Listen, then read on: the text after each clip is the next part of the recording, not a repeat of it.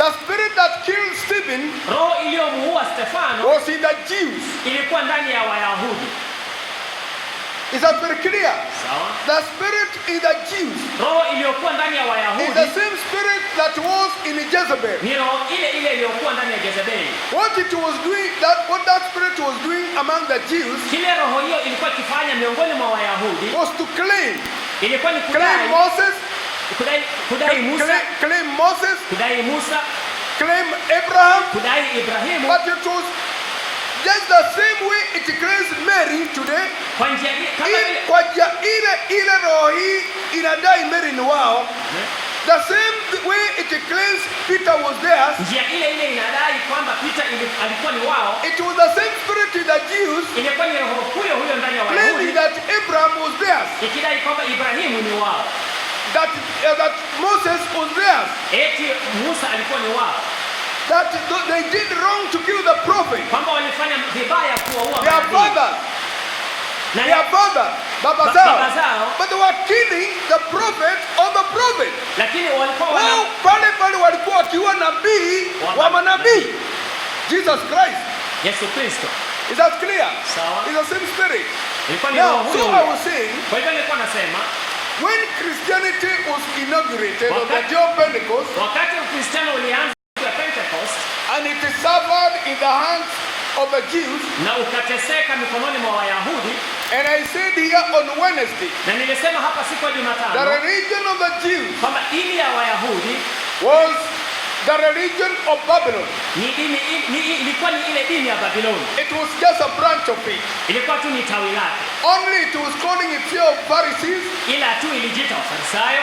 It was calling itself Sadducees. Ilikuwa kijiita Wasadukayo. But it was the same spirit. Lakini ilikuwa ni roho hiyo. It was interpreting the word in the Pharisees. Ilikuwa inatafsiri neno vibaya ndani ya Wafarisayo. The way it misinterpret the word in Eden. Njia ile ile ilitafsiri neno vibaya kule Edeni. That's exactly. See, it is anti-word. Iko kinyume cha neno. Roho hiyo iko kinyume cha neno. Cha neno. Jesus was the word. Yesu alikuwa ndilo neno. And it was against Jesus the word. Na roho hiyo ilikuwa kinyume cha Yesu aliye neno. Now, so it's the same spirit. Kwa hivyo ni roho hiyo. Now when Christianity went to the Gentiles, wakati Ukristiano uliwafikia mataifa, the same spirit, roho hiyo fought Christianity ilipigana na Ukristiano in the Gentiles. Katika mataifa. Baadaye that religion, dini hiyo, that spirit, roho hiyo mixed that spirit, roho hiyo gave Christianity its names. Ikapatia roho hiyo ikapatia Ukristiano majina yake. The names of his religion, majina ya dini yake, and therefore the Christianity that was called Christianity was nothing but the Babylonian religion. Kwa hivyo ule Ukristiano ulioitwa Ukristiano sio Ukristiano bali ni dini ya Kibabiloni. And the real Christianity, na Ukristiano wenyewe was turned around ukageuzwa to be the heresy. Ukaitwa uzushi. Ati Ukristiano wenyewe ndio nini? Uzushi. Now, so here we are talking about in Persia, we are talking about Christianity. Sasa hapa Persia tunanena juu ya Ukristiano under the persecution of the pagan. Chini ya mateso ya wapagani. Or the religion of the pagan. Au dini ya wapagani. Now, I'll go back slightly. Nitarudi nyuma kiasi.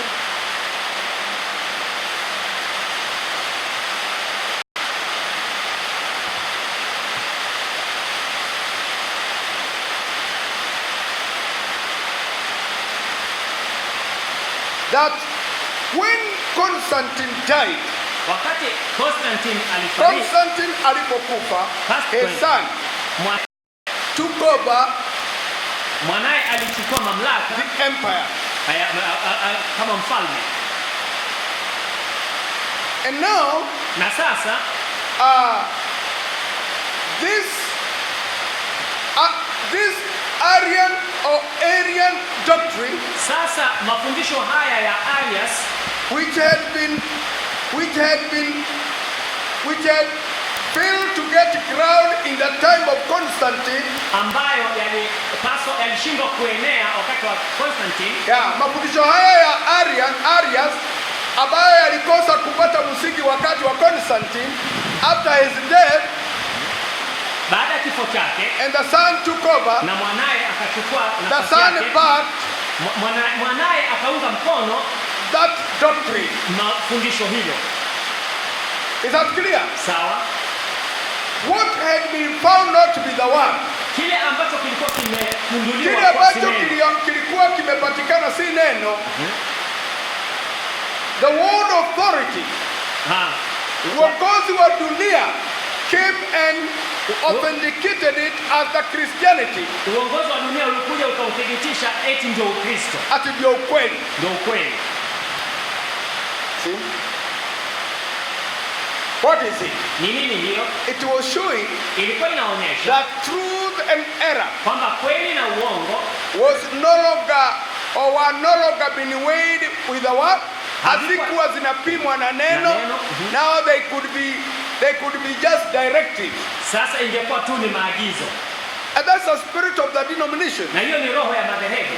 The Anglicans don't care what the Bible says. Waanglikana hawajali Biblia inasema nini. The Pentecostals don't care what the Bible says. Wapentekoste hawajali Biblia inasema nini. The Roman Catholics don't care what the Bible says. Wakatoliki hawajali Biblia inasema nini. Mukorino doesn't care what the Bible says. Hata Mukorino hajali Biblia inasema nini. All right? It is they propagate their doctrine. Wao hutunga mafundisho yao. And propagate na kueneza na kuhubiri. And teach na kufundisha. So in Egypt, kwa hivyo kule Misri and Libya, na Libya 30 bishops were martyred. Mabishopu 30 waliuawa. Mabishopu 30 wakauawa. And many other Christians cruelly tormented. Na Wakristo wengi wakateswa kwa ukatili.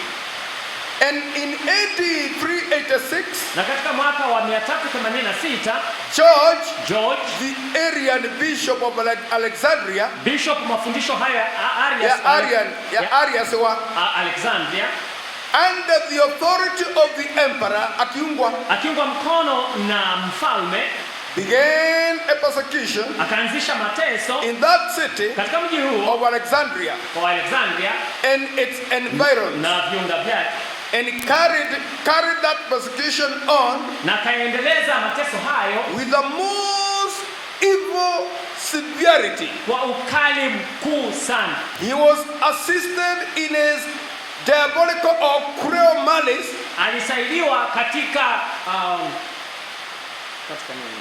malice. That is katika ni kama tuseme kazi yake mbaya. Aliungwa mkono katika kazi, alisaidiwa katika kazi yake mbaya. By Catophonius, governor of Egypt, governor wa Misri, Sebastian, general of the Egyptian forces, jemadari wa majeshi ya Misri, Faustinus, the treasurer, mweka hazina, and Heraclius, a Roman officer, all helped him carry out this persecution. The persecutions now raged in such a manner. Mateso haya now raged in such a manner that the clergy were driven from Alexandria. Their churches were shut. And the severities practiced by the Arian heretics, na njia ya mateso iliyotumiwa na wafuasi wa Arius were as great as those that had been practiced by the pagan idolatry. Mateso haya yalikuwa makuu kama yale yaliyotekelezwa na hawa wapagani waabudu sanamu. Why would it be different? Kwa nini iwe ingekuwa tofauti namna gani? And it's the same, although it's the same spirit. Na ni roho hiyo hiyo. Although it's calling itself Christianity here, ingawa hapa inajiita Ukristo, but it's the same pagan spirit. Lakini ni roho ile ile ya kipagani. See? Now, sasa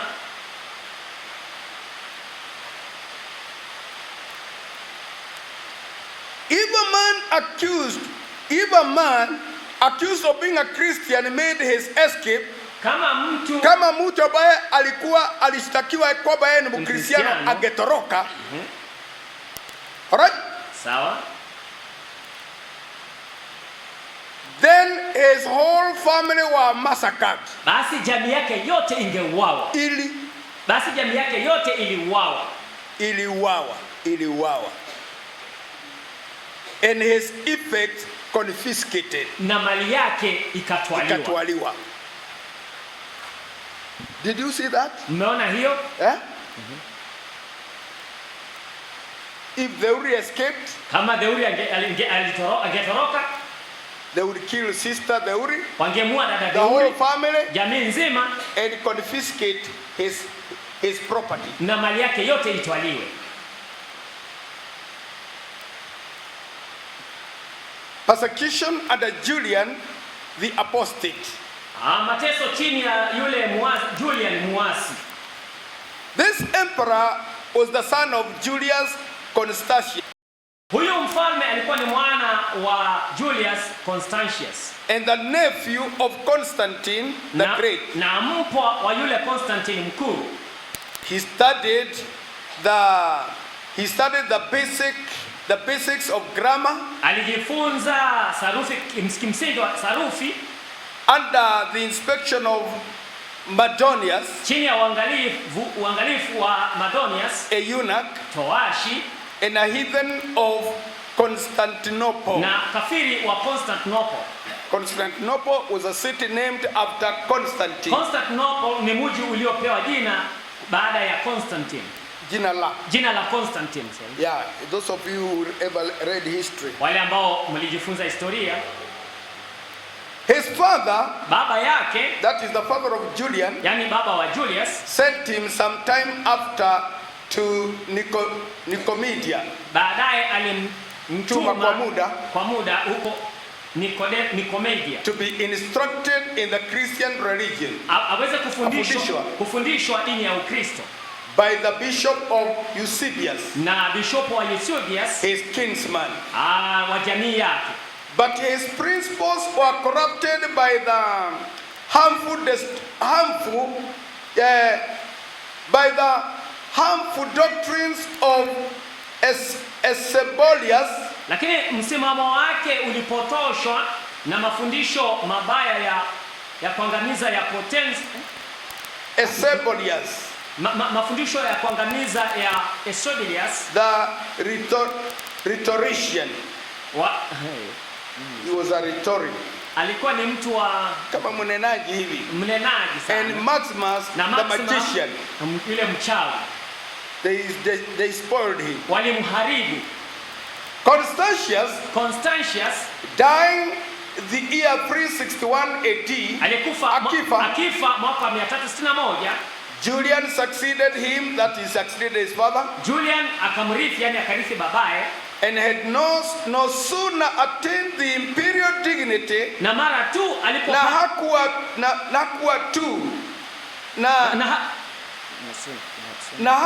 hakuwa tu amekalia kiti cha enzi, then he renounced Christianity, akakana Ukristiano aliyokuwa anasema ni Mkristiano, akaukana. Hakuwa tu alipoketi kwa kiti akakana Ukristiano, and embraced paganism, na akakumbatia upagani, which had for some years fallen into great disrepute, ambao kwa miaka mingi sasa ulikuwa umekosa heshima. Though he restored the idolatrous worship, ingawa alirudisha kuabudu sanamu, he made no public edict against Christianity. Hakutoa sheria zozote dhidi ya Ukristiano. He recalled all banished pagans. Akawarudisha wapagani wote ambao walikuwa wamefukuzwa. Allowed the free exercise of religion to every sect. Akaruhusu shughuli zote za uhuru wa kuabudu kwa kila dini.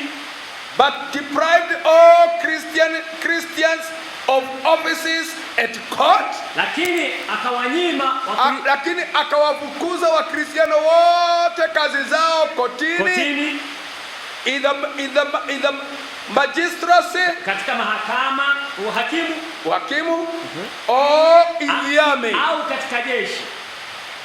If you are an army person, kama wewe ni mwanajeshi and a Christian, na Mkristiano, you lost your job. Ulipoteza kazi yako. If you are working in court, kama unafanya kazi mahakamani, but a Christian, kama Mkristiano, you lost your job. Ulipoteza kazi yako.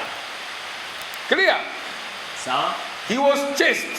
Alikuwa mwenye chaste is somebody that is manful.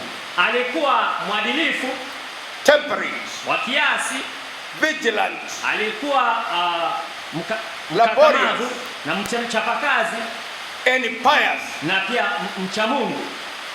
Yet he prohibited any Christian from keeping a school.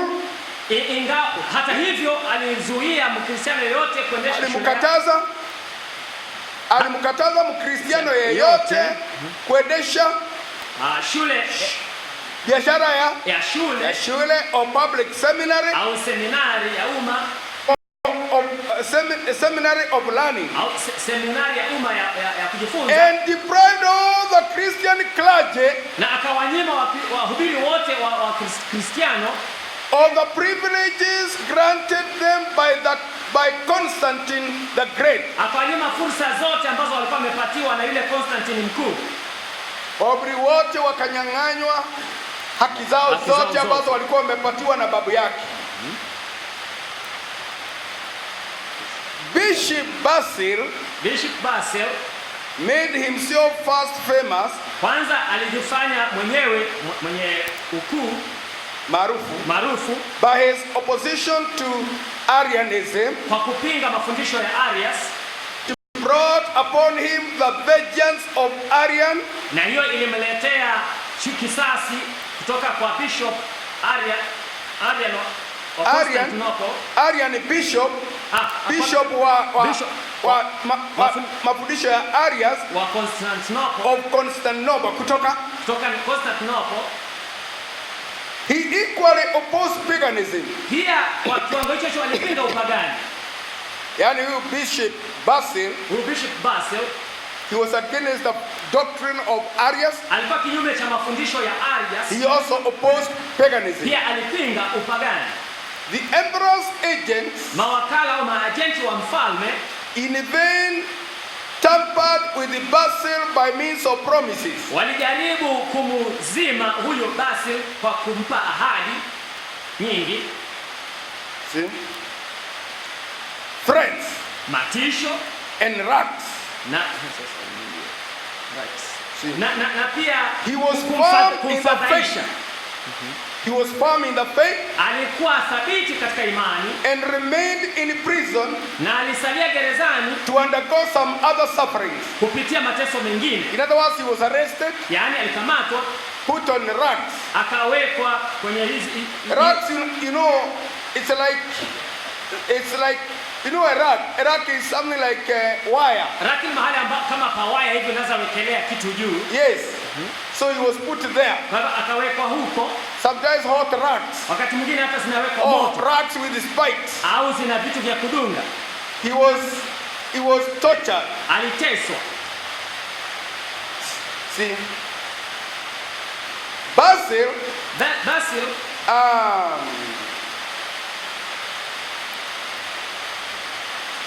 He remained in prison. Alibaki gerezani. To undergo some other sufferings, ili aweze kupitia mateso mengine. When the emperor came accidentally to Ankara, na wakati mfalme alikuja gereza akapata kwa gereza, Julian determined to examine Basil himself. Julian akaamua kumhoji Basil mwenyewe. When that holy man being brought before him, wakati mtu huyo mtakatifu akiletwa mbele zake, alipoletwa mbele yake, the emperor did everything in power, mfalme alifanya yote chini ya uwezo wake, to dissuade him, kumshawishi from persevering in the faith, kumshawishi kutoendelea kustahimili kwa sababu ya imani. Basil not only continued as firm as ever, hakuendelea tu mwenye msimamo kama zamani, but lakini with a prophetic spirit, akiwa kwa roho wa kiunabii, foretold the death of the emperor, akatabiri kifo cha mfalme, and that na kwamba he should be tormented in the other life, kwamba atateswa katika ulimwengu ujao, ulimwengu ule mwingine.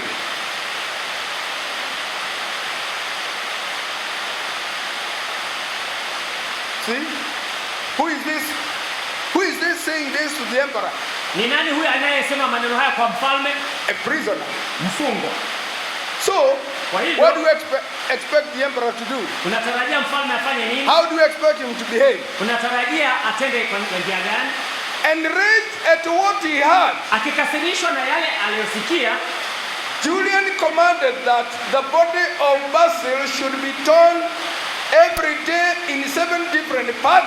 Julian akaamuru ya kwamba mwili wake ukatwe kila siku hadi ukatwe sehemu 7 until his skin and flesh were entirely mangled, hadi ngozi na mwili wake viharibiwe kabisa.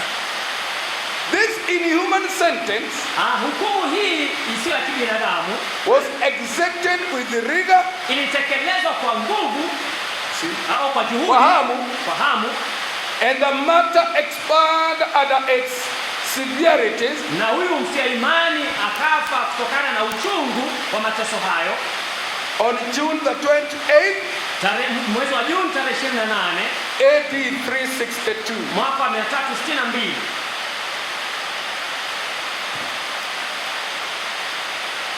Now, Donatus, Bishop of Arezzo,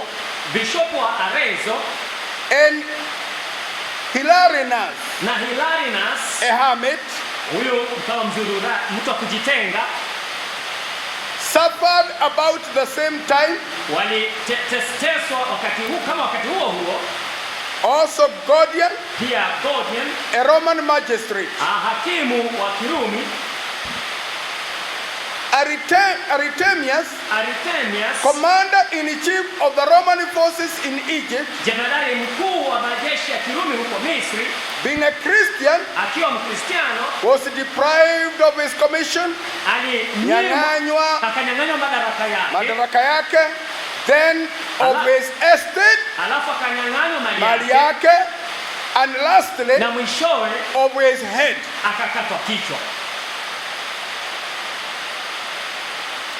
The persecution raged fearfully about the latter end of the year 363. Mateso yaliendelea kwa ukali hadi karibu mwisho wa mwaka wa 363.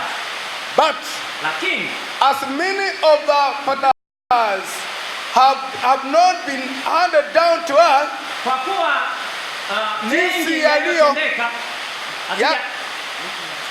kwa kuwa mengi yaliyotendeka haijasimuliwa sisi, it is necessary to remark in general, vizuri kusema kwa jumla that in Palestine many were burnt alive, wengi walichomwa wakiwa hai, others were dragged by their feet through the streets naked, wengine wakakokotwa kwa miguu yao, wakavurutwa barabarani kwa miguu wakiwa uchi, naked, wakiwa uchi until they expired. Hadi wakafa.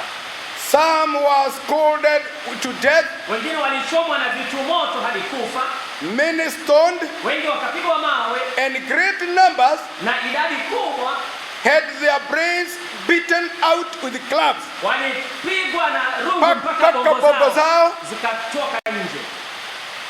In Alexandria, kule Alexandria, innumerable were the martyrs who suffered by the sword. Wengi ni wale wafia imani waliouawa kwa upanga, burning, kwa kuchomwa, crucifixion, kwa kusulubishwa, and stoning. Na kwa kupigwa mawe. In Arethusa, kule Arethusa, 7 were ripped open. Wengi kadhaa 7 were ripped open. Kadhaa waliraruliwa. Walipasuliwa. Kadhaa walipasuliwa. And corn being put into their bellies, na huko wakiwekwa mahindi kwenye tumbo zao. Swine were brought to feed their reign, na nguruwe wakaletwa kula hapo, which ambapo in devouring the grain, wanapokula mahindi hayo, likewise devour the entries of the martyrs. Vivyo hivyo walikula matumbo ya hawa wafia imani. Yeah. In other words, yani, you are split. Unapasuliwa, you become kind of a trap. Unakuwa kama ni kitu cha hori ya kulishia mifugo. And then you see you are lying there. You are like a trap. Wewe uko kama hori. And you are filled with the grain. Unajazwa mahindi or whatever. Au chochote kile. Then swine, nguruwe anaachiliwa. Are brought there. Nguruwe analetwa hapo. They eat the grain. Wanakula mbegu hizo. Like you are like a trap. Na wewe unakaa kama hori hapo. And of course in process they eat your entrails. Na wakila mbegu hizo pia wanakula matumbo yako. Ever thought of those kind of things? Umewahi kuwazia pia mambo haya? A human being. Mwanadamu. A human being can turn, if the devil gets a human being. Mwanadamu ibilisi akimshika mwanadamu. The prophet says. Nabii anasema a person mtu without the Holy Ghost mtu asiye na Roho Mtakatifu can be possessed by the devil. Anaweza kupagawa na ibilisi until he rapes a baby. Hata anamnajisi mpaka anamnajisi mtoto. Isn't that what the Roman Catholic priests are doing? Yes, hivyo hawa makasisi wa Katoliki wanafanya. Naona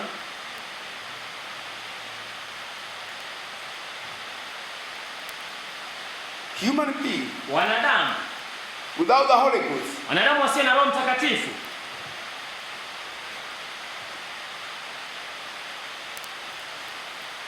Now let's continue. Tuendelee. That's paragraph where we are. 1, 2, 3, 4 from below. That's page 30. Yes.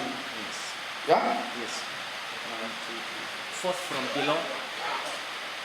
Last part of the after the emperor. No. The persecution. Yeah, the persecution raged. The last sentence. The last sentence. The last sentence says, and in France.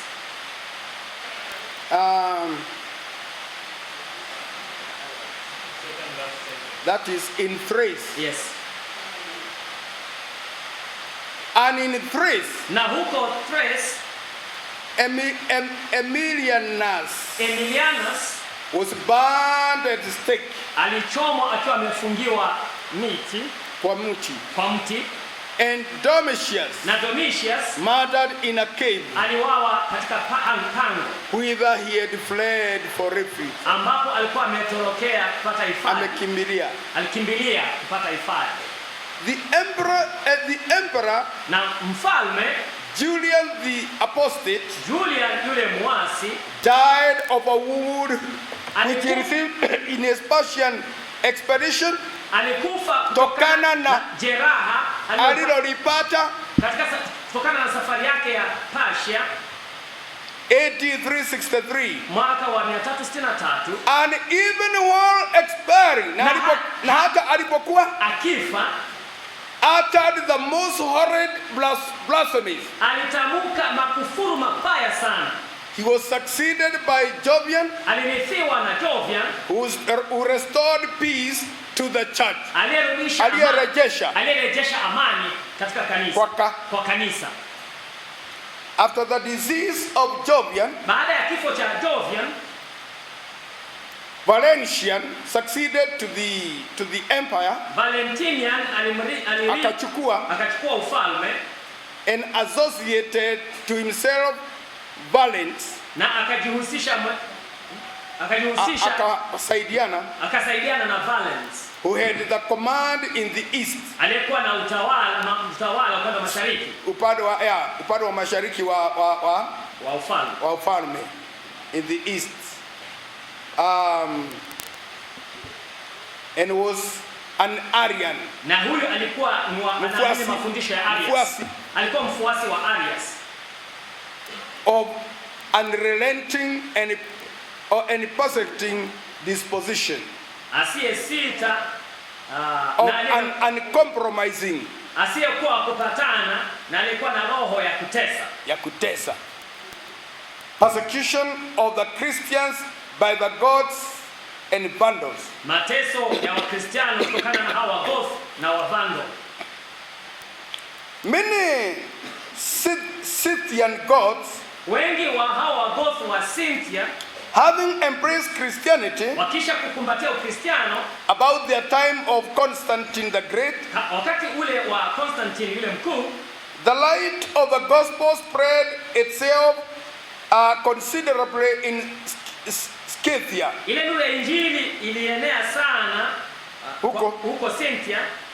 Though the two kings who ruled that country, ingawa wafalme hao wawili waliotawala nchi hiyo, and the majority of the people, na wengi wa watu, continued pagans. Waliendelea katika upagani.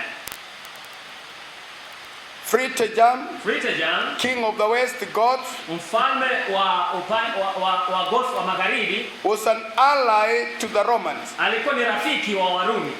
But lakini Athanaric, king of the east, mfalme wa goth wa mashariki, was at war with them. Alikuwa na vita na Warumi. The Christians, Wakristiano, in the dominions of the former, Wakristiano waliokuwa katika chini ya utawala wa Warumi, huyu anaitwa Fritijan. Wakristiano walikuwa chini ya utawala wa huyu Fritijan.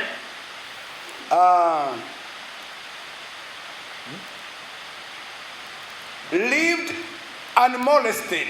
Waliishi bila usumbufu, bila kusumbuliwa. But the latter, lakini hawa walioishi chini ya ufalme huyo Athanaric, having been defeated by the Romans, akisha kushindwa na Warumi, wreaked his vengeance on his Christian subjects, alielekeza kisasi chake kwenye dhidi ya watu wake wa Kristiano, commencing his pagan orders in the year 370. Akianzisha mateso yake ya kipagani katika mwaka wa 370. In religion, katika dini, the gods were Arians. Hawa goth walikuwa ni wafuasi wa Arians, and called themselves Christians. Na wakajiita wenyewe wa Kristiano. Na huko wakijiita wa Kristiano.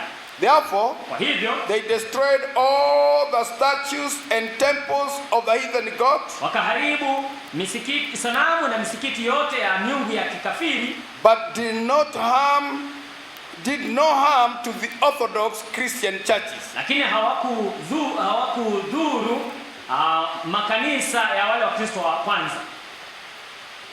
Alaric had all the qualities of a great general. Alaric alikuwa na sifa zote za jemadari mkuu. To the world bravery of the Gothic barbarian. To the world bravery of the Gothic barbarian, he added the courage and skill of the Roman soldier.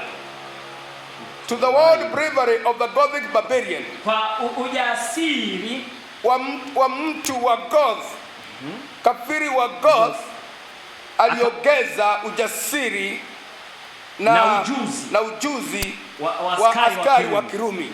He led his forces across Alps into Italy. Aliongoza majeshi yake kupita hiyo milima ya Alps kuingia Italy. And although driven back for the time, na ingawa walirudishwa nyuma kwa muda, returned afterwards with an irresistible force. Alirudi baadaye na uweza usiopingika. The last Roman triumph. Ushindi wa mwisho wa Warumi. After this fortunate victory, baada ya huu ushindi wa kibahati over the gods, dhidi ya Wagoth, a triumph. Ushindi na imefungiwa. A triumph as it was called. Ushindi kama ulivyoitwa. Was celebrated at Rome. Ulisherekewa huko Rome. Who led it? Nani aliuongoza? This Alaric. Huyo Alaric. For hundreds of years. Kwa mamia ya miaka. Successful generals had been awarded this great honor on their return from a victorious campaign. Majemadari ambao walikuwa wamefaulu katika vita, kwa njia hii, vita hii walikuwa wametuzwa kwa heshima kuu. Walikuwa wanatuzwa heshima kuu. Wakirudi kutoka vitani for centuries. Kwa karne nyingi. This one has won this battle. Huyu naye ameshinda another victory. Vita vingine. You expect him to be also honored. Unatarajia pia yeye atuzwe. Is that right? But let's see what happens to him. Basi tuone nini kilimpata.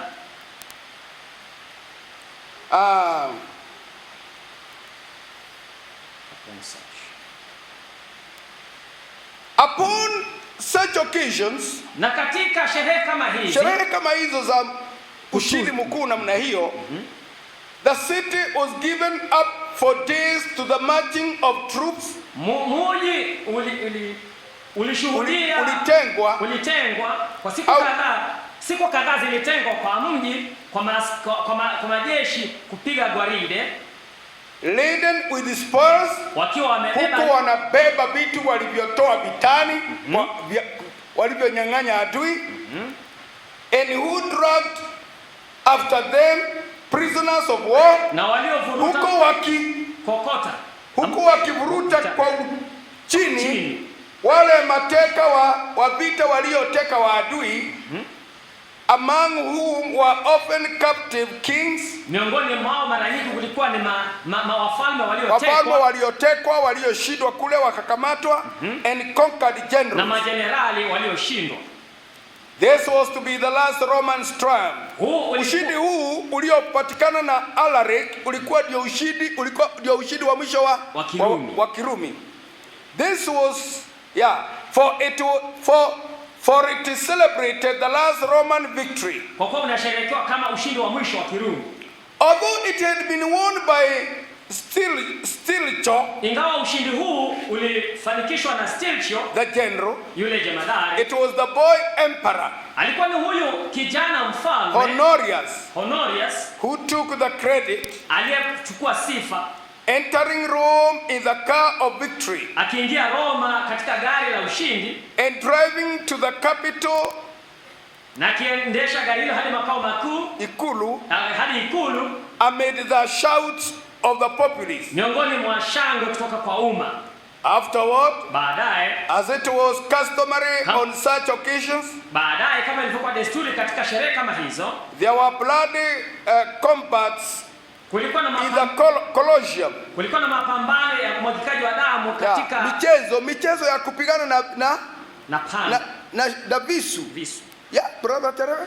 Michezo ya kupigana na visu in the Colosseum, katika uga au Colosseum Stadium, where ambapo a public show of fights, ambapo kulikuwa na maonyesho ya umma ya vita, mapigano, armed with swords and spears, gladiators, wamejihami na mapanga na mikuki, fought as furiously as if they were on the field of battle. Walipigana kwa hasira na hamaki kama vile wako vitani. Now what happened was this. Kilichofanyika ni hiki. Now you see people like watching football. Unaona kama vile watu utazama mpira. The Romans, Warumi, had something we call the Colosseum. Walikuwa na kitu kilichoitwa Colosseum, kama ukumbi. Kama ukumbi mkubwa. Where ambapo instead of watching a cinema, badala ya kutazama sinema, they would bring men, wangeleta watu with swords, wakiwa na mipanga, right? Put them there, na kuwaweka hapo, for them to fight, ili wapigane, real fight, mapigano ya kweli, until who kills who, hadi mmoja auwe mwingine. And that is, a game that they like. Na wao ni mchezo unaopendelea sana. The first part of the blood entertainment, sehemu ya kwanza ya matumbuizo hayo ya umwagikaji wa damu was finished. Yalimalizika. Yakamalizika. The bodies of the dead were dragged off with the hooks. Miili ya wafu wale waliokufa kwenye vita hiyo ya michezo huo wa vita ikaondolewa kwa koleo ama ndwana, with the hooks na ndwana. And the reddened sand covered with a fresh clean layer. Na mchanga ambao ulikuwa umegeuka rangi kwa nyekundu kwa ajili ya damu ukawekelewa mchanga mwingine. After this had been done, baada hilo kufanyika, the gates in the wall of the arena were thrown open. Milango kwenye ukuta wa hili ukumbi ikafunguliwa. And a number of tall, well-formed men in the prime of youth, na idadi kadhaa ya watu wa vijana wenye nguvu, and strength came forward. Wakajitokeza. Some carried swords, wengine walibeba panga, others three-pronged spears, wengine wenye mikuki yenye ncha tatu na nyavu. They marched once around the walls, walitembea wakapiga gwaride mzunguko mmoja ukutani, and stopping before the emperor, na wakisimama mbele ya mfalme, held up their weapons at arm's length, wakainua silaha zao katika urefu wa mkono, and with one voice, na kwa sauti moja, sounded out their greetings. Wakatoa salamu zao. Ave Caesar, Ave Caesar, Morturi te salutant. Morturi te salutant. That means, Hail Caesar. Salam Caesar. Those about to die salute thee. Wale wanaoenda kufa, wale tulio karibu tunaoenda kufa tunakusalimia. The combats, wapambanaji now began again. Sasa wakaanza tena. The gladiators with nets tied to entangle those with the sword, hawapiganaji walio wakiwa na nyavu ya kunasa mapaga wanayotupiwa. When they succeeded mercilessly, walipofaulu bila huruma, stabbed their antagonists to death, walidunga wapinzani wao hadi kufa with a three-pronged spear, wakitumia mikuki yao yenye ncha tatu. When a gladiator had wounded his adversary, wakati mpiganaji alikuwa mjeruhi mpinzani wake au adui yake, and had him lying helpless at his feet, na akawa naye amelala hawezi miguuni pake, he looked up at the eager faces of the spectators, alitazama nyuso za mashabiki, watazamaji waliokuwa na hamu, spectators, hawa wenye kushabikia watazamaji, and cried out, na akapaza sauti, Hog habit. That is, he has it. Yani ameipata. And awaited the pleasure of the audience to kill or spare. Na akangojea uamuzi wa watazamaji auwe ama msuru. He has speared someone. Amemdunga mtu. This person is wounded so much. Huyu mtu amejeruhiwa sana. He's kneeling there. Anapiga magoti pale. Now, sasa the other fellow is turning to the crowd. The spectators. Anageukia kusanyiko. Do I finish him? Nimumalize. He's asking the audience. Anauliza mashabiki. If the spectators held their hands towards him, kama hawa watazamaji wakenyosha mikono kwake with thumbs upward, wakiwa wameweka vidole gumba vikielekea juu, the defeated man, huyu mtu aliyeshindwa, was taken away, akaliondolewa to recover, aweze kupona if possible from the wounds, kama atapona kutokana na majeraha. But was he going to live? Lakini je, huyo angeishi kweli? But if, lakini kama the fetal sign of thumbs down, ile ishara ya kuangamiza ya kuonyesha kidole gumba chini, was given by the audience, ilitolewa na umati, the conqueror, yule mshindi, was to be the conquered was to be slain. Yule aliyeshindwa sasa alikuwa auawe. And if he showed any reluctance to present his neck for the death, na kama huyu angesita kupeleka shingo yake iweze ikatwe for the death blow, kwa pati ile pigo la kifo, there was a scornful shout from the gallery. Alizomewa na umma kutoka huko kwa Raised by Pharaoh. That is, receive the steel. Pokea chuma. Nyosha shingo upokee chuma. See? You see? Privileged persons among the audience. Watu waheshimiwa miongoni mwa kusanyiko, watazamaji. Privileged. Walikuwa na fursa special. Miongoni mwa watazamaji would even descend into the arena, hata wangeshuka waingie hapo kwa uwanja, to better witness the death agonies of some unusually brave victim, waweza kushuhudia vizuri machungu ya huyu mwadhirika aliyekuwa na ujasiri, aliyekufa kifo cha huko akionyesha ujasiri, before his corpse was dragged out at the death gate, kabla mwili wake kuvurutwa kutolewa nje ya lango hilo la kifo. The show went on. Maonyesho yaliendelea. Many had been slain, wengi walikuwa wameuawa, and the people madly excited by the desperate bravery of those who continued to fight, na watu walikuwa wamesisimuliwa sana na ujasiri wa wale waliojitahidi kupigana, kuendelea kupigana, shouted their applause. Wakashangilia. But suddenly, lakini ghafla, there was an interruption. Kukawa na usumbufu. A rudely clad robed figure appeared for a moment among the audience. Jamaa moja aliyevalia mavazi ya kikasisi akatokea kwa umati. And then boldly leaped down into the arena. Alafu kwa ujasiri akaruka ndani ya uwanja. He was seen to be a man of rough but imposing presence. Alionekana mtu ambaye ni mgumu lakini mwenye imposing presence. Mwenye umbo kubwa. Bareheaded. Kichwa kimenyolewa. And with the sun-browned face. Na uso ambao umechomwa na jua kweli kweli.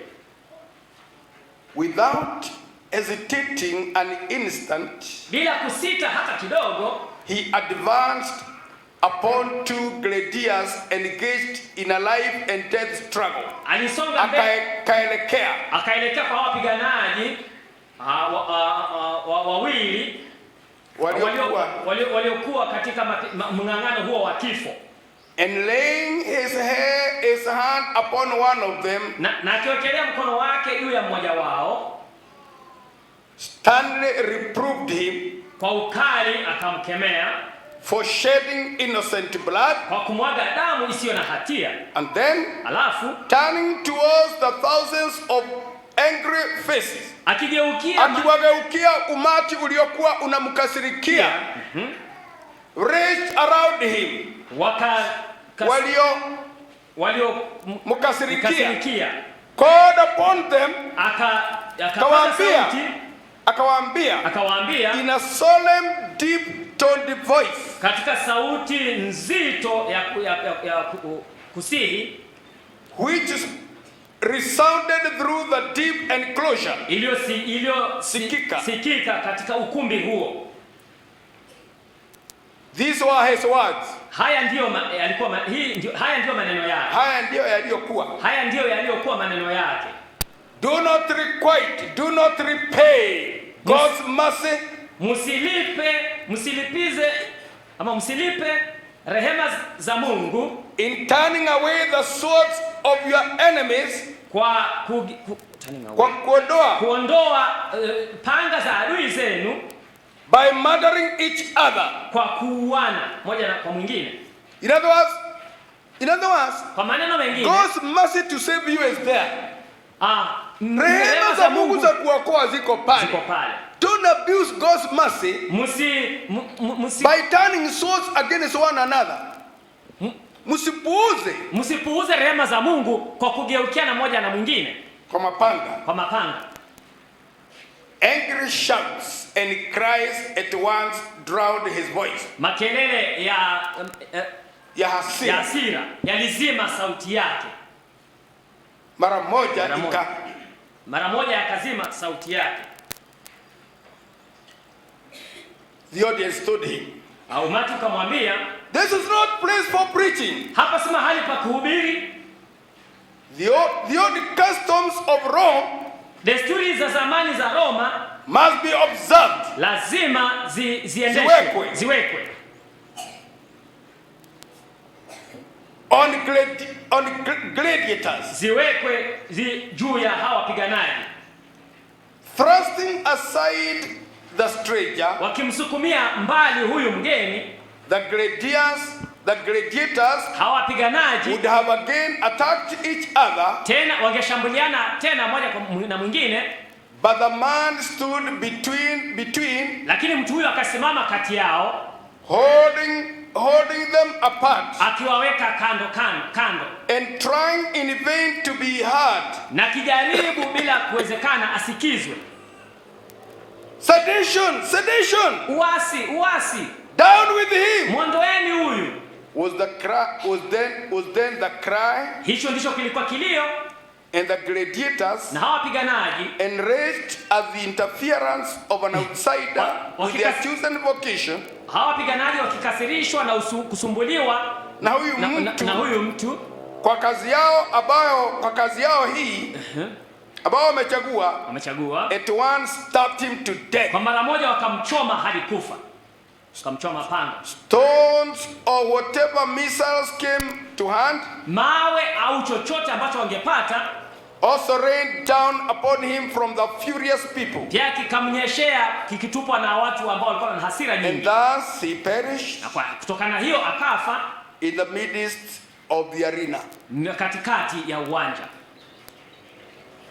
His dress, vazi lake, showed him to be one of the hermits who vowed themselves to a holy life of prayer. Vazi lake lilimwonyesha kama mmoja wa watu ambao wamejitenga kuishi maisha mataua na kuomba, and self-deny, na kujinyima, and who were reverenced by even the thoughtless and covert-loving Romans. Ambao hata waliheshimiwa hata na hawa wapenda michezo hii. Warumi wapenda michezo hii. The few who knew him, wachache ambao walimjua, told how he had come from the wilds of Asia, walisimulia vile alivyotoka kutoka nchi za mbali huko Asia, on a pilgrimage, katika safari ya kidini, to visit the churches, kutembelea makanisa, and keep his Christmas at Rome, na kusherehekea Christmas yake huko Roma. They knew he was a holy man, walijua kwamba yeye alikuwa mtu mtakatifu, and that his name was Telemachus, na kwamba jina lake lilikuwa ni Telemachus. No more. Hakuna zaidi ya hapo. His spirit had been stirred by the sight of thousands flocking to see men slaughter one another. Roho yake ilikuwa imekorogwa kuona watu wakikusanyika kwa maelfu, kutazama watu wakiuana. And in his simple-hearted zeal, na katika juhudi zake za unyenyekevu, he had tried to convince them of the cruelty and wickedness of their conduct. Alikuwa amejaribu kuwashawishi kuhusu tabia hiyo yao ya ukaidi na ubaya. He had died, alikuwa amekufa, but not in vain. Lakini si bure. His work was accomplished at the moment he was struck down. Kazi yake ilikamilika mara tu walipomuua. For the shock of such a death before their eyes, kwa kuwa mshtuko wa kifo kama hicho mbele ya macho yao, turned the hearts of the people. Kiligeuza mioyo ya watu. They saw the hideous, the ugly aspects of the favorite evil to which they had blindly surrendered themselves, wakaona upande wa uovu wa kosa ama tabia ambayo walikuwa wamejitia chini yake.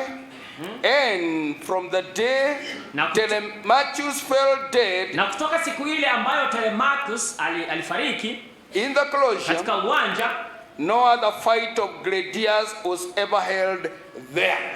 Hakukuwa na mapigano mengine yoyote yaliyofanyika huko tena.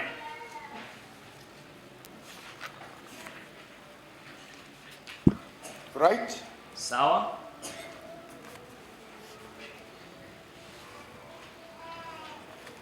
Let me read one or two more paragraphs. Tusome paragraph moja au mbili.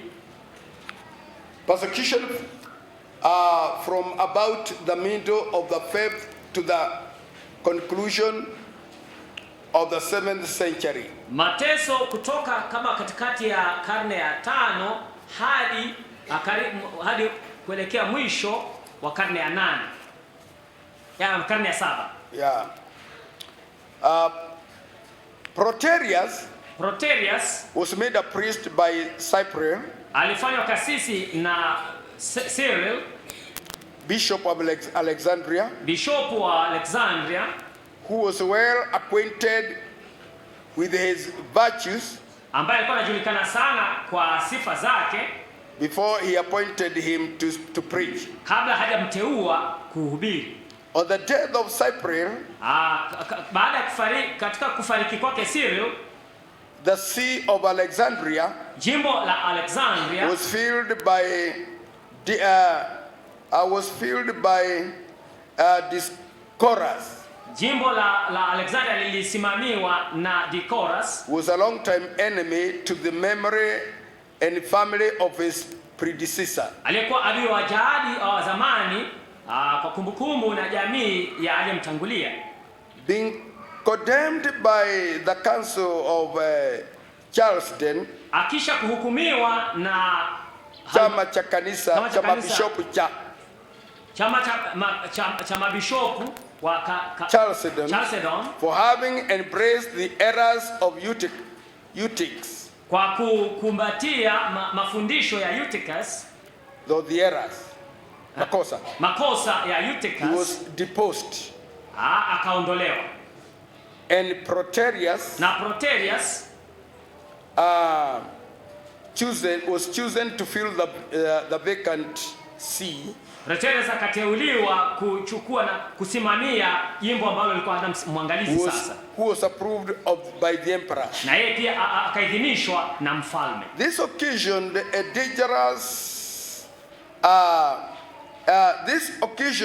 dangerous insurrection.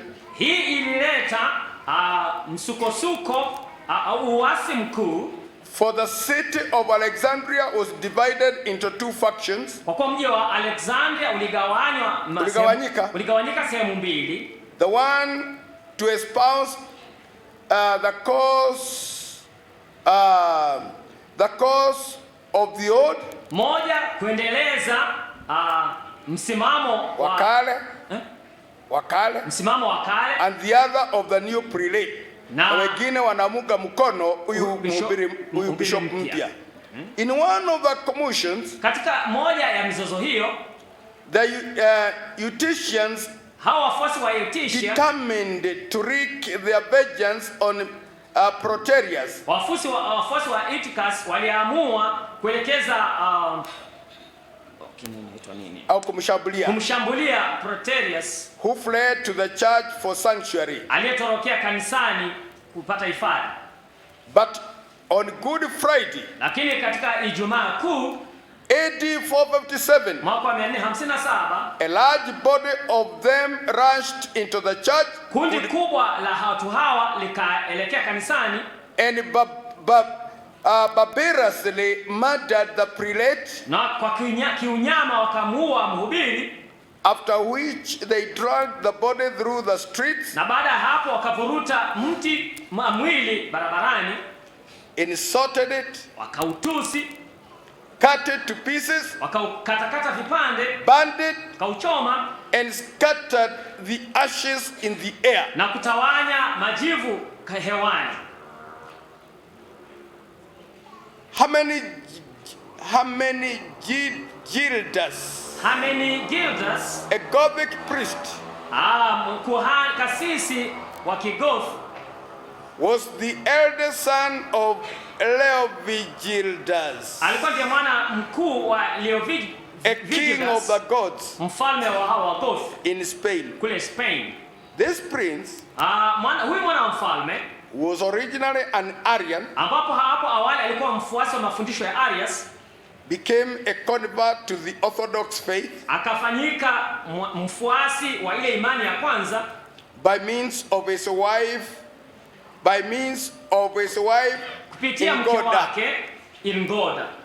When the king heard that his son had changed his religious sentiments, wakati mfalme alisikia kwamba mwanae amebadilisha msimamo wake wa kidini, he stripped him of the command at Seville, akamvua mamlaka yake ya kusimamia huko Seville, where he was governor, mahali alikuwa ndiye gavana, and threatened to put him to death, na akatisha kumuua, unless he renounced the faith he had newly embraced, kama hata asipokana ile imani aliyoipokea majuzi.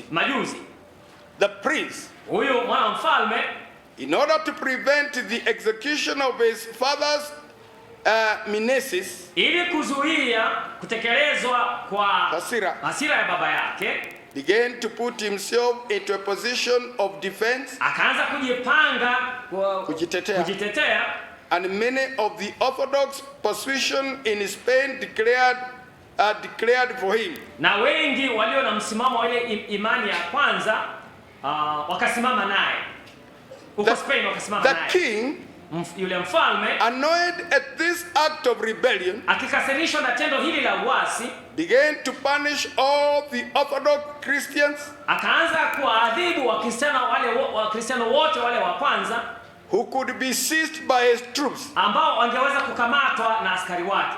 And thus, na kwa hivyo, a very severe persecution commenced. Mateso makali sana yakaanza. He likewise marched against his son at the head of a very powerful army. Vivyo hivyo, akaongoza jeshi kwenda kumkamata mwanae. The prince took refuge in Seville, akakimbilia Seville, from which he fled, kutoka hapo akatoroka, and was at length besieged and taken at Asieta. Na kwa muda mrefu alizingirwa na akakamatwa huko Asieta. Now loaded chains, loaded with the chains, akifungwa nyororo, he was sent to Seville, alipelekwa Seville, and at the feast of Easter, na katika sikukuu ya Easter, refusing to receive the Eucharist from an Arian bishop, akikataa kupokea sakramenti kutoka kwa bishopu wa Arian, the enraged king ordered his guards to cut the prince to pieces. Mfalme aliyekuwa na hasira akaamuru walinzi wake wamkate mwanae vipande, which they punctually performed. Na walitimiza hilo upesi. Can you see that madness? Naweza kuona wazimu huo. This was April the 13th. Hii ilifanyika Aprili tarehe 13 AD 586. Mwaka wa 586. Martin, Bishop of Rome, Bishopu wa Roma, was born at Todi, alizaliwa huko Todi, in Italy. Katika nchi ya Italy. He was actually inclined to virtue. Kikawaida aliegemea uchaji, and his parents bestowed on him an admirable education. Wazazi wake wakampa masomo mazuri. He opposed the heretics called Monothelites, aliwapinga hawa wazushi walioitwa Monothelites, who were patronized by the emperor Heraclius, waliosimamiwa na huyu mfalme Heraclius. Martin was condemned at Constantinople. Martin alihukumiwa huko Constantinople. Martin akahukumiwa huko Constantinople, where he was exposed in the most public places to the ridicule of the people. Ambako alianikwa mbele ya umma. Kwa njia ya aibu sana. divested of all episcopal marks of distinction, akavuliwa heshima yote ya waskofu, akavuliwa heshima yote, and treated with the greatest scorn and severity. Na akatendewa dharau kuu.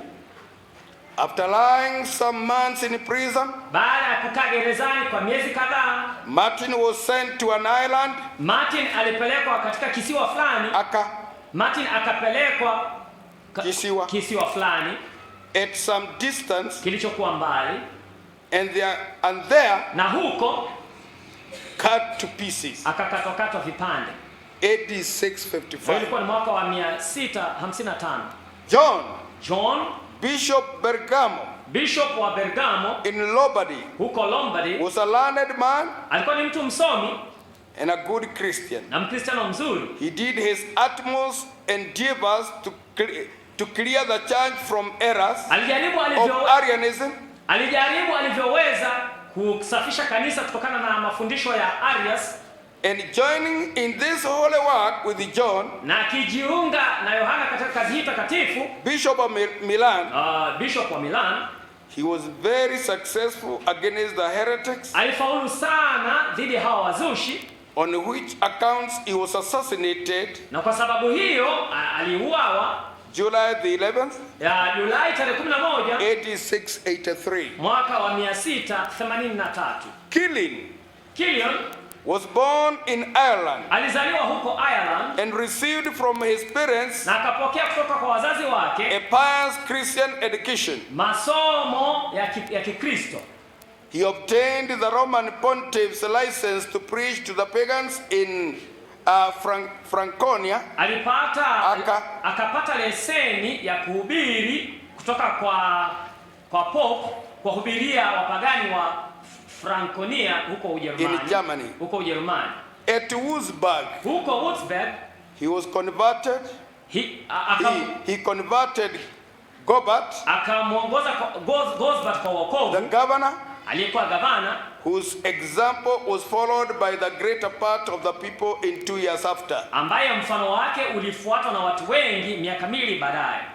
Persuading Gobert that his marriage with his brother's widow was sinful. Akimshawishi Gosbert kwamba ndoa yake na mke wa ndugu yake ilikuwa ni dhambi.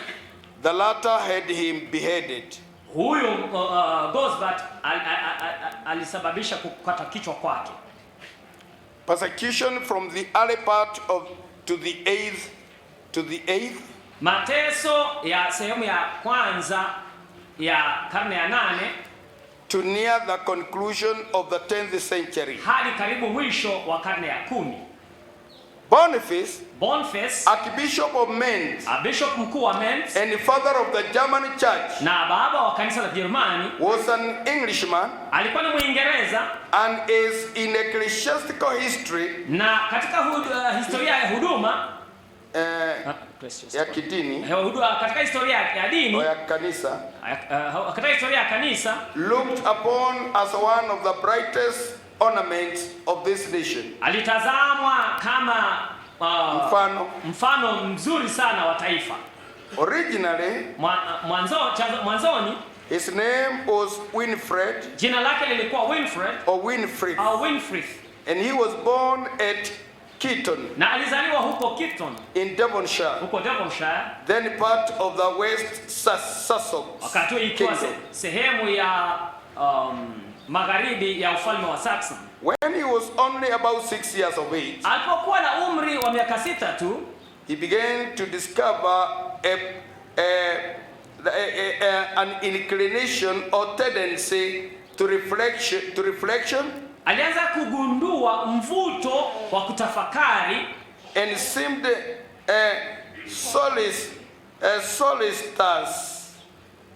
solicitous to gain information on religious subjects. Na alionekana mwenye hamu ya kupata habari kuhusu mambo ya dini.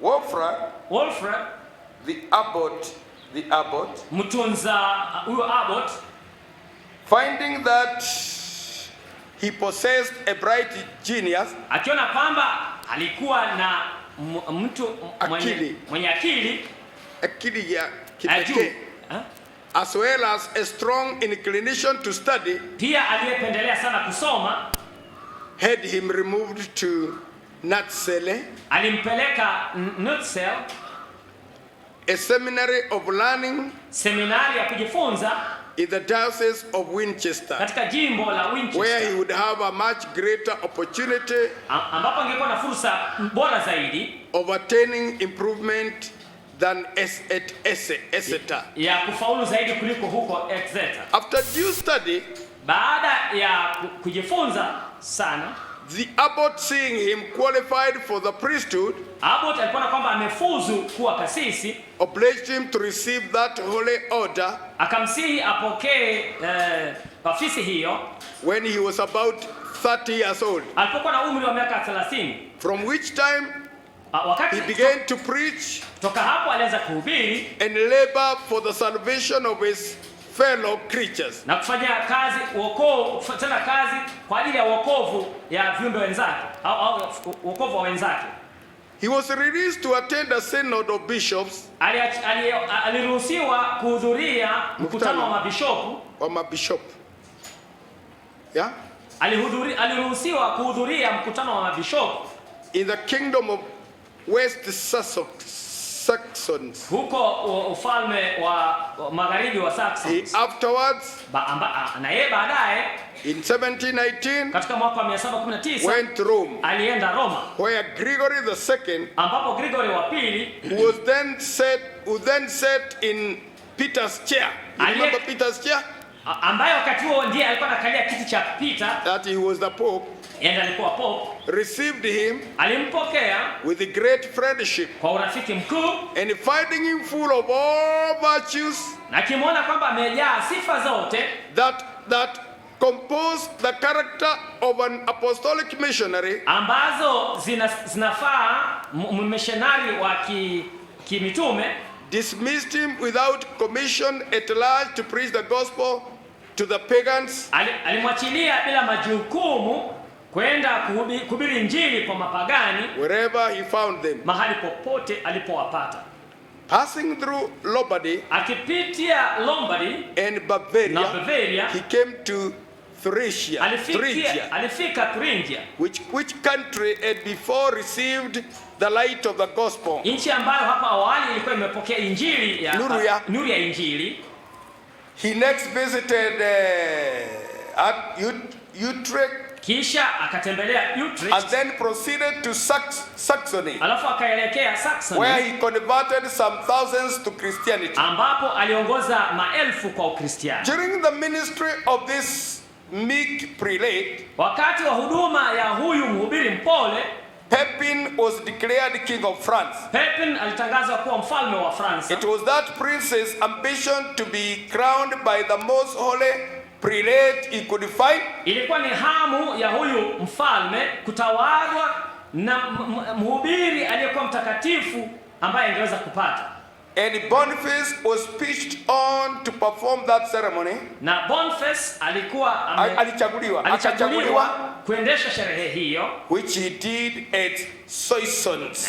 Hiyo alifanya huko Soissons in 752. Katika mwaka wa 752. The next year, mwaka uliofuata, his great age and many infirmities lay so heavy on him. Mwaka uliofuata, umri wake mkuu na udhaifu mwingi wa mwili ulimlemea sana, that hivi kwamba with the consent of the new king, akipata ruhusa kwa huyu mfalme mpya, and the bishop of his diocese, na mabishopu wa jimbo lake, he consecrated Lulus, his countryman, akamtawadha Lulus, mwananchi mwenziwe, and a faithful disciple, na mwanafunzi mwaminifu, and placed him in the see of Metz, na akamweka katika jimbo la Metz.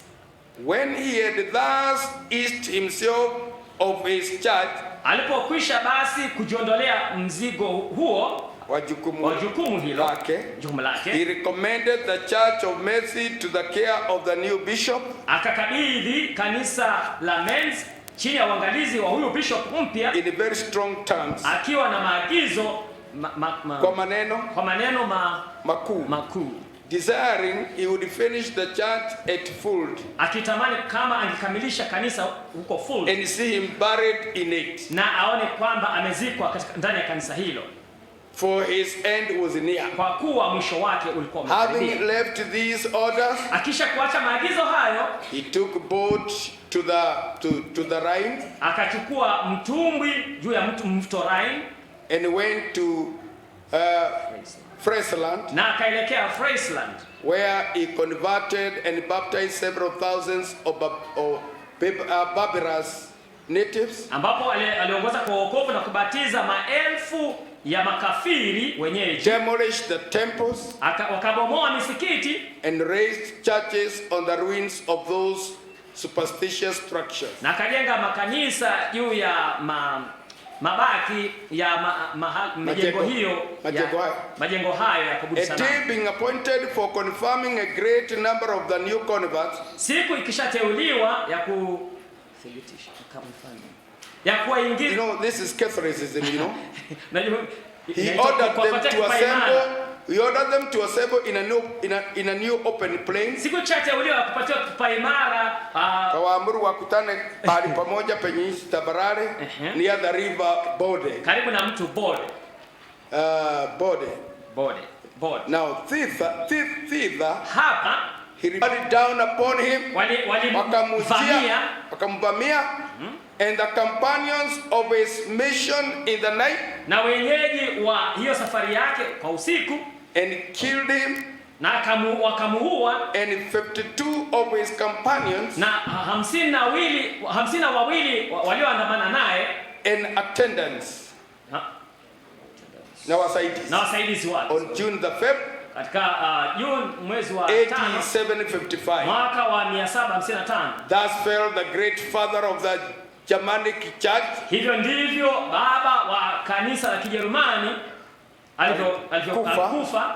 The honor of England, heshima ya Uingereza, and the glory of the age in which he lived, na utukufu wa wakati alioishi ndani yake. 42 persons of Amorian in Upper Phrygia, watu 42 wa Amorian huko Phrygia ya juu, were martyred in the year 845, waliuawa katika mwaka wa 845 by Saracens. Na Saracens, the circumstances of which transactions are as follows. Maelezo yake kama yafuatayo. In the reign of Theophilus, katika utawala wa Theophilus, the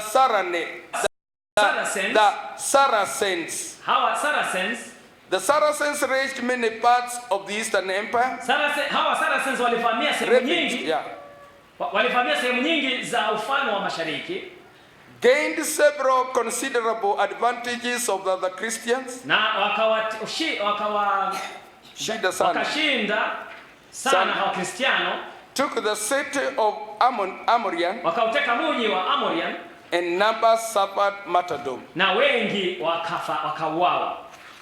Now we have this lady here. Tuko na huyu mwanamke hapa, au wanawake hapa. Let me read about her. She's Flora and Mary. Flora na Maria, 2 ladies of distinction. Wanawake wawili mashuhuri, suffered martyrdom at the same time. Walifia imani wakati huo. Perpetus was born at Cordoba in Spain, alizaliwa huko Cordoba, and brought up in the Christian faith, na akalelewa katika imani ya Kikristo. Having quick genius, akiwa mwerevu sana, he made himself master of all the useful and polite literature of that age, akajifunza masomo yote mazuri ya wakati huo, and at the same time, na wakati huo was not more celebrated for his abilities than admired for his piety. Na wakati huo hakusherekewa kwa ajili ya ustadi wake kuliko bali pia kwa ajili ya uchaji wake. At length, na kwa kirefu, he took priest's orders, akajiunga na ukasisi, and performed the duties of his office with great assiduity, that is carefulness, na akatekeleza majukumu ya afisi yake kwa uangalifu mkuu, and punctuality, na kwa kuhifadhi kuweka wakati, publicly declaring Mahomet an impostor, akitangaza wazi kwamba Muhammad alikuwa ni No, imposter. Ni mwenye kujifanya. Mwenye kujifanya. He was sentenced to be beheaded. Alihukumiwa kukatwa kichwa. And was accordingly executed. Na kutokana na hilo akauawa mwaka wa 50. After which his body was honorably interred by the Christians. Na baada ya hapo mwili wake ukazikwa kwa heshima na Wakristiano. Adalbert, Bishop Paraguay, Bishop wa Prague, Bishop wa Prague, a Bohemian by birth, mzaliwa wa Bohemia. After being involved in many troubles, baada ya kuhusika katika shida nyingi, began to direct his thoughts to the conversion of the infidels. Alianza kuelekeza mawazo yake kwa wokovu wa wasioamini, wa makafiri, to which end he repaired, ambao mwisho wake alitayarisha, or rather,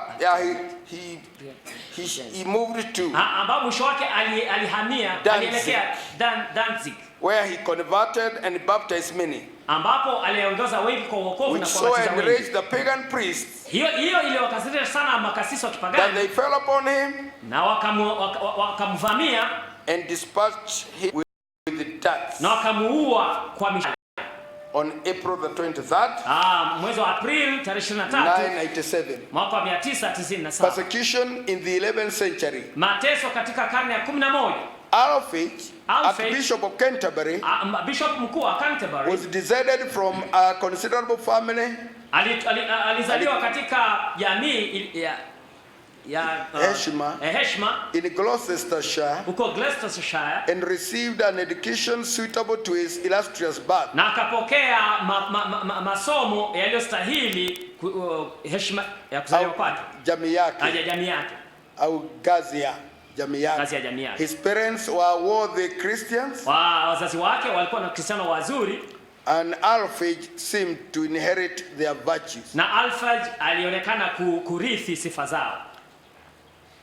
The See of Winchester, jimbo la Winchester, being vacant by the death of Ethelwold, likibakia bila kiongozi baada ya kifo cha Ethelwold, Dunstan, Archbishop of Canterbury, Dunstan, bishop mkuu wa Canterbury, as primate of England, kama askafu mkuu wa Uingereza, consecrated Alfred to the vacant bishopric, alimtawala Alfred kama to the general satisfaction of all concerned in the diocese. Alimteua Alfred kama bishop wote wakaaji wa jimbo hilo.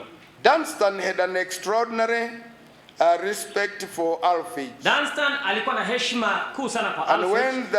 And when at the point of death made his ardent or enthusiastic request to God, na alipokaribia kufa alifanya alimsihi Mungu that he might succeed him, kwamba aweze kumrithi in the See of Canterbury, katika jimbo la Canterbury, which accordingly happened, na jambo hilo lilitimia, though not until about 8 years after Dunstan's death, ingawa si kabla ya baada ya miaka 18 baada ya kifo cha Dunstan, that is 1006 AD, mwaka wa 1006, after Alfred had governed the See of Canterbury, baada ya Alfred kusimamia jimbo la Canterbury kwa miaka 4 years, kwa miaka 4, with great reputation to himself, akiwa na sifa kuu mwenyewe, and benefit to his people, na faida kwa watu wake, the Danes made an incursion, an attack into England, hawa watu wa Denmark walivamia England, and laid siege to Canterbury, na wakazuizunguka Canterbury. When the design of attacking this city was known, wakati mpango wa kuvamia mji huu ulijulikana, many of the principal people made a flight from it, wengi wa watu wakuu walitoroka mji huu, and would have persuaded Alfred to follow their example, na wangemshawishi Alfred kufuata mfano wao, but he, lakini yeye, like a good pastor, kama mchungaji mzuri, would not listen to such a proposal. Angesikiliza mapendekezo kama haya. While he was employed in assisting and encouraging the people, huku alipokuwa amejitolea kuwasaidia na kuwahimiza watu, Canterbury was taken by storm. Canterbury ilivamiwa. The enemy poured into the town. Adui walimiminika mjini. Adui wakamiminika mjini, and destroyed all that came in their way by fire.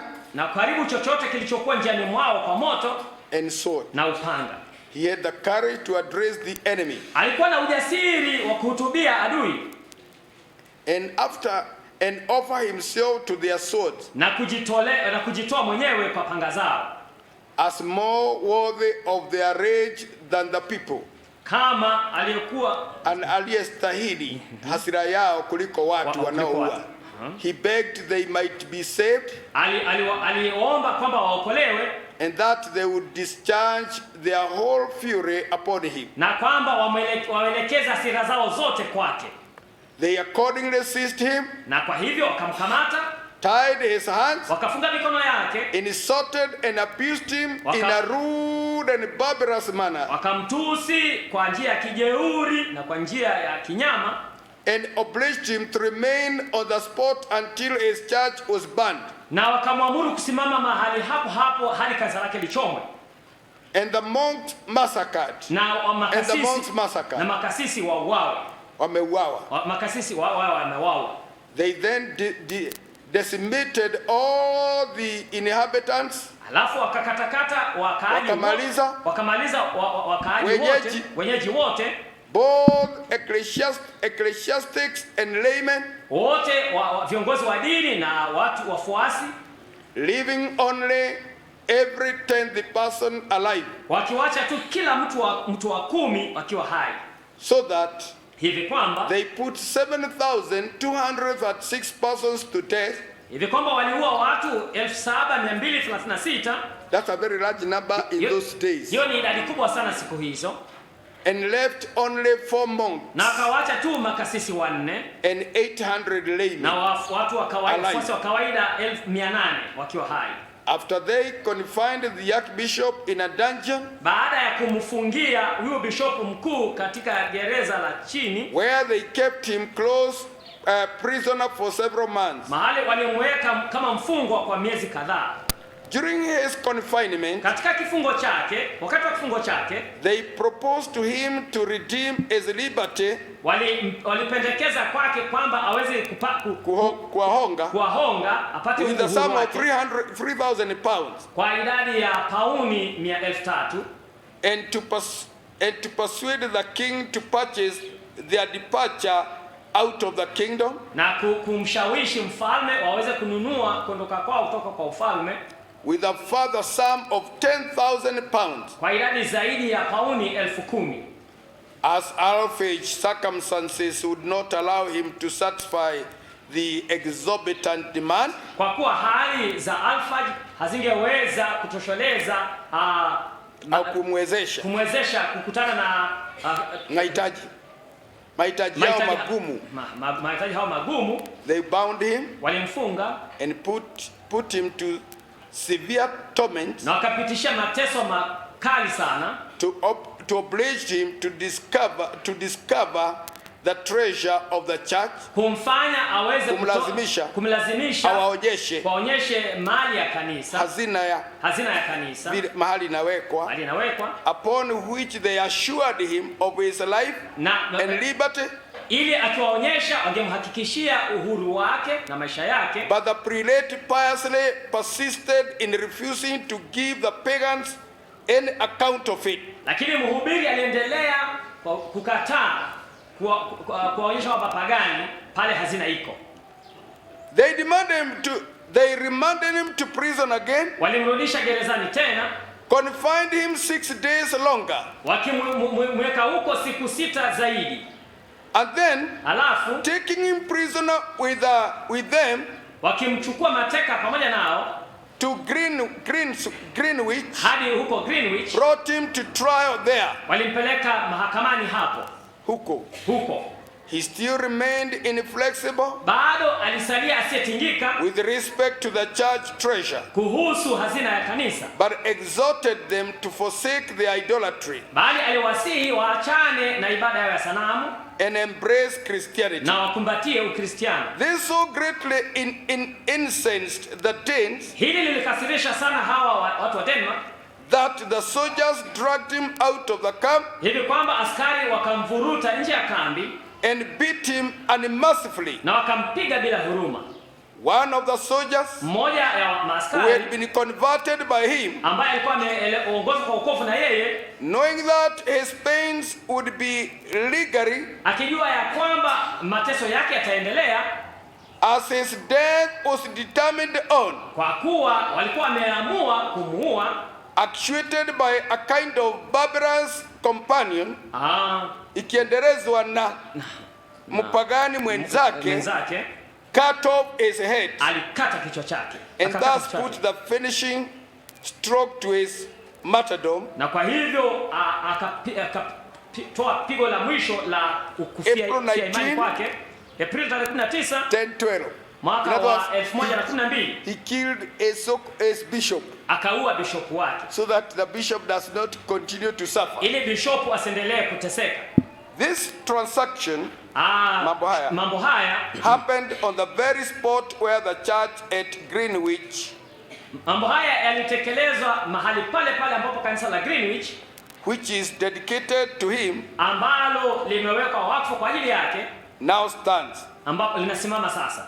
After his death, baada ya kifo chake, his body, mwili wake, was thrown into the Thames, ulitupwa ndani ya mto Thames. But being found the next day, lakini ukipatikana siku iliyofuatia, it was buried in the cathedral of St. Paul's, ukazikwa katika cathedral ya Mtakatifu Paulo, by the Bishop of London, na bishop wa London and Lincoln, na Lincoln, from whence it was in 1023 AD, ambapo kutoka hapo ilikuwa katika mwaka wa 1123, removed to Canterbury, uliondolewa hadi Canterbury by Ethelmoth, na Ethelmoth, the Archbishop of that province. bishop mkuu wa jimbo hilo.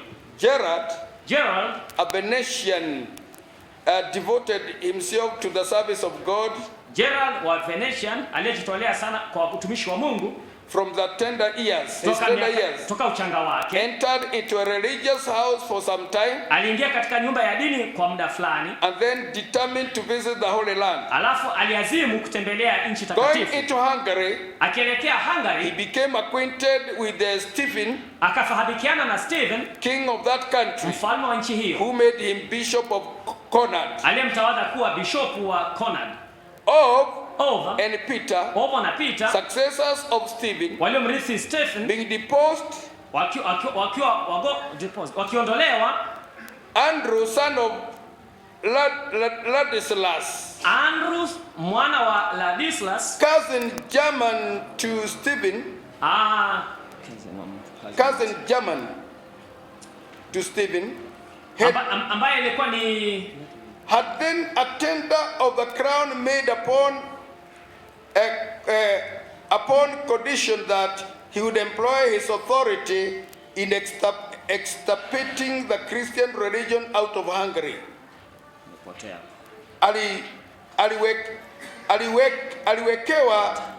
Aliwekwa tanji akiapishwa kwamba ataahidi kuangamiza Wakristiano au dini ya Kristo kutoka Hungary. The ambitious prince, huyu mwana wa mfalme alikuwa na matamanio makuu, came into the proposal, akaingia katika pendekezo hili, but Gerard, lakini Gerard being informed of his impious bargain, akijulishwa juu ya hila yake dhidi ya Mungu, thought it is his duty to remonstrate or to complain or to protest against the enormity of Andrew's crime. Aliona kama ni jukumu lake kulalamika au kulalamika dhidi ya mpango huo mbaya wa Andrew. See? And persuade him to withdraw his promise. Na kumshawishi kuondoa ahadi yake. In this view, katika hali he undertook to go to that prince, aliazimu kumwendea huyo mwana wa mfalme, attended by 3 prelates, akiwa pamoja akiandamana na wahubiri watatu, full of like zeal for religion, waliojaa juhudi ya dini kama yeye. The new king, huyo mfalme mpya, Alba Regalis, alikuwa huko Alba Regalis, but lakini as the 4 bishops were going to cross the Danube, wakati ule hao mabishop wanne walikuwa wanaenda kuvuka mto Danube, they were stopped by a party of soldiers, walisimamishwa na kundi la maaskari who were posted there. waliokuwa wametumwa huko. They bore an attack of a shower of stones patiently. Wakavumilia shambulizi la mawe kwa subira. When the soldiers beat them unmercifully, wakati askari waliwapiga bila huruma, and at length, na kwa muda mrefu, dispersed them with the lances. Wakawaua kwa panga. Their martyrdoms happened in the year 1045. Vifo vyao vilitokea mwaka wa 1045. Stanislaus, bishop wa Krakow, was descended from an illustrious Polish family. Alitoka katika jamii ya Polish iliyokuwa na sifa. The piety of his parents, uchaji wa wazazi wake, was equal to their opulence. Ulikuwa unalingana na utajiri wao. And the latter they rendered subservient to all the purposes of charity. Na utajiri wao waliutoa kwa sababu ya maskini and benevolences, na kusaidia watu, kusaidia wenye mahitaji. Stanislaus remained for some time undetermined whether he should embrace a monastic life. Stanislaus alibakia akiwa hajaamua kana kwamba atajiunga na or engage among the secular clergy. Atajiunga na maisha ya ukasisi au awe tu mfuasi wa kawaida. He was at length persuaded to the latter.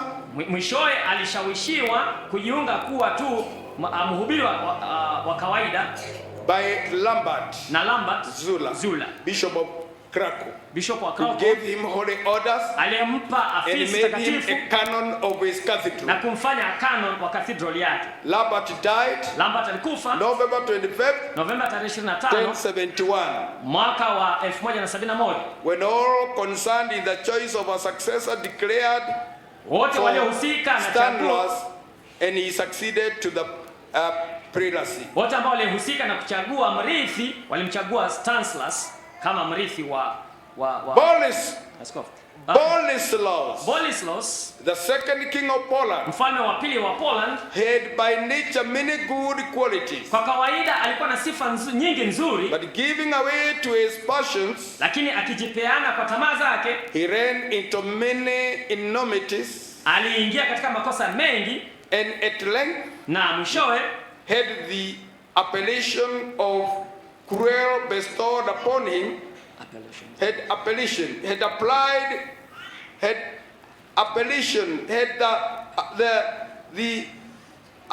appellation of cruel bestowed upon him, akashikwa na ubaya ndani yake. Stanislaus alone had the courage to tell him of his fault. Stanislaus pekee ndiye alikuwa na ujasiri wa kumweleza makosa yake. When taking a private opportunity, akichukua na fursa ya kibinafsi, he freely displayed to him the enormities of his crimes. Alimweleza waziwazi ukuu wa makosa yake. The king, ile mfalme, greatly annoyed, akikasirika sana at his repeated freedoms,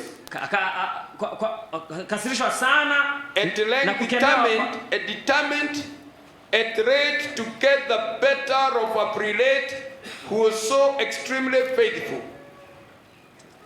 Huyu mfalme akiwa amechokeshwa na uaminifu wa huyu mtu kumwambia makosa yake, later determined at any rate to get the better of a prelate who was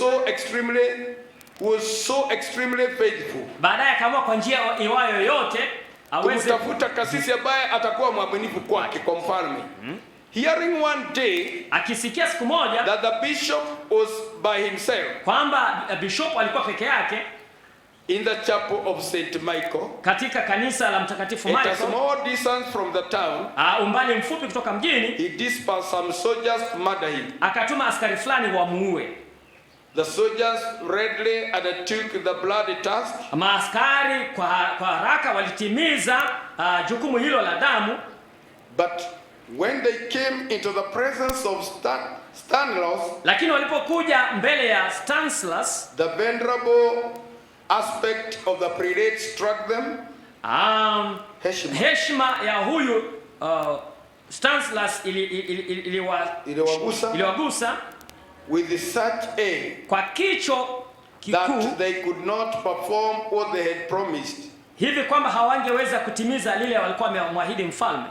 On their return, katika kurudi kwao, the king, finding that they had not obeyed his orders, mfalme akigundua ya kwamba hawakuwa wametii amri yake, stormed at them, aliwarukia violently, arukia kwa hasira, snatched a dagger from one of them, akachukua upanga kutoka kwa mmoja wao, and ran furiously to the chapel, na akakimbia kwa hasira huko kwa kanisani, where ambapo finding Stanislaus akimkuta Stanislaus at the altar, katika madhabahu, he plunged the weapon into his heart. Alitunga upanga huo moyoni mwake. The prelate immediately expired. Huyo mhubiri akafa mara moja. May the 8th, tarehe 8 mwezi wa Mei 1079. mwaka 1079. Now, I want us to reach there. Nilitaka tufike hapo Because kwa sababu now from there, sasa toka hapo we are entering a totally new realm. Tunaingia eneo jipya kabisa. Chapter 4, mlango wa 4, or the papal persecution. Katika mateso ya upapa. And we shall explain that. Na tutaeleza hiyo on Sunday, siku ya Jumapili, the Lord willing. Bwana akipenda. Let us stand and pray. Tusimameni ili tuombe. Brother Nation, did we give the offering? Yeah. Okay. And then? Sorry? Yeah? Dedication. Oh, can we dedicate on Sunday? Where is the baby? Do you come here? So utakuja hapa Juma. Utakuwa wapi?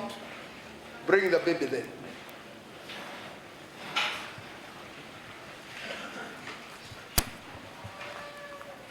Let's read Matthew 19. Tusome Mathayo mlango wa 19. Verse 13.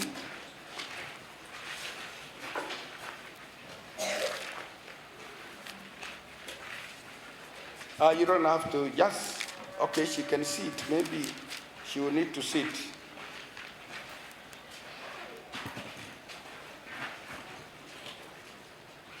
All right. I'm reading Matthew 19. Nasoma Mathayo mlango wa 19 toka 15. Then were brought unto him little children, that he should put his hands on them and pray. The disciples rebuked them. But Jesus said, suffer little children, and forbid them not to come unto me, for of such is the kingdom of heaven. And he laid his hands on them and departed from thence. So let's pray. Tuombeni. Heavenly Father, I want to thank you very much, Lord, for this gift of a baby, that Heavenly Father, you have entrusted in the hands of this mother. And now, Lord, I dedicate it unto thee. I pray, Father, that, Lord, you remember your promise, that, Lord, man that is born of woman is of few days and full of trouble, but that, Lord God Almighty, Lord, you have taught us to dedicate such ones unto thee. I pray, Father, that you watch over this child in this tender age.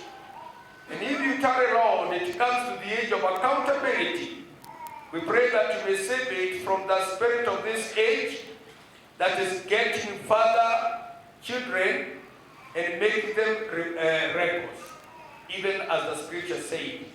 Heavenly Father, I pray that you may watch over this. And dear Heavenly Father, Lord, guide him or guide this child. And Heavenly Father, if you tarry, may it choose, Lord. May you lead it to choose the right way. May you influence this child so that in the kingdom to come, Lord, we shall see this child man the redeemed. I also want to pray for the parents. Father, I pray that you may speak to their hearts in a special way, to show them they have an obligation to bring up this child in the fear of God. I pray that you may save them. May they know you in the power of your resurrection, that they may be able to meet your requirement of them. Because without you, Father, they cannot meet that obligation. Grant it, Lord, is our prayer in Jesus Christ's name. Amen. God bless you. God bless you. So the Lord bless you very much. Bwana awabariki sana. Did we give the offering? We did, eh? So God bless you. And anybody going for the funeral? Were there people? Okay. So let us pray. Na tuombe. Let's stand and pray. Tusimame pate kuomba.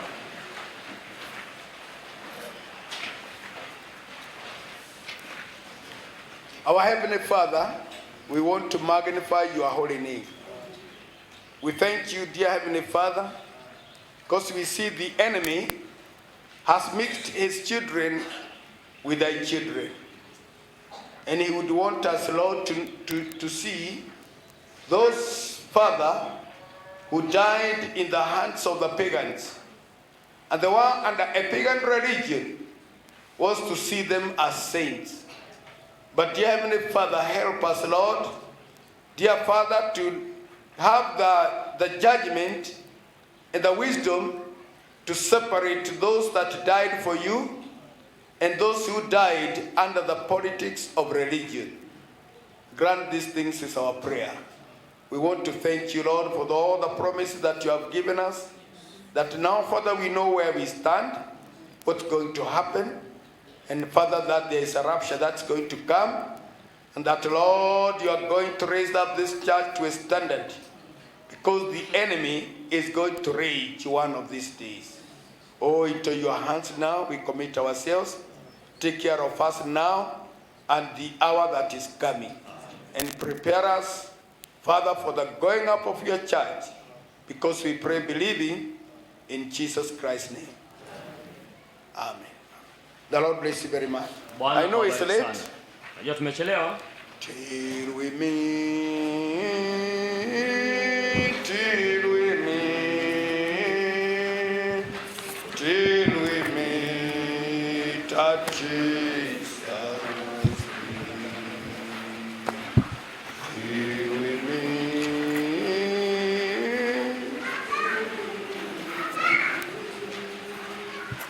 Oh.